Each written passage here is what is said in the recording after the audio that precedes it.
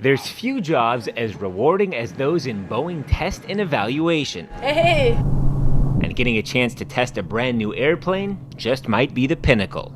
Such is the case with the new Boeing 787-9 Dreamliner. And with any new airplane, Boeing must demonstrate that even when fully loaded, the airplane can safely stop a takeoff on short notice. To certify the airplane, we make sure that the airplane can stop on the runway at its highest takeoff weight and its maximum speed. It seems very unlikely this would ever happen. However, it is a requirement that we test this, and that's what we do. We test very extreme situations that we really expect to never encounter. Those extremes include not only loading the plane to its maximum weight and accelerating to maximum speed, but installing brakes that are 99% worn. We grind the brakes down to the thinnest that they can ever be. We deactivate one of the brakes to simulate that there's a failure. So, we go to extreme lengths to make sure that the test is the absolute possible worst case scenario. It's a scenario that takes some intense planning. 90% preparation and 10% execution. A very coordinated effort between test engineers, pilots, emergency crews, and airport personnel, to name just a few. We've been doing landing performance and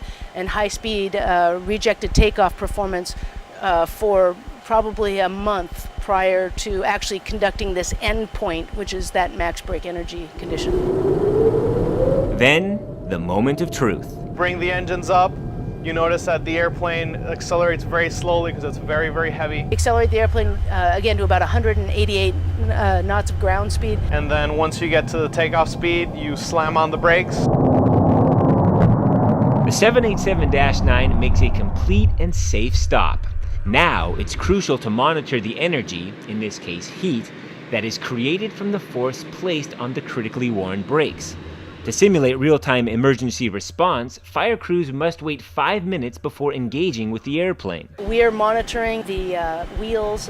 The tires themselves deflate per design. They have devices called fuse plugs within the wheels themselves that melt under high temperature and then in a very controlled fashion release the pressure of the air, of the nitrogen in the tire, so they don't blow treads. We want to make sure that that occurs in a very controlled fashion.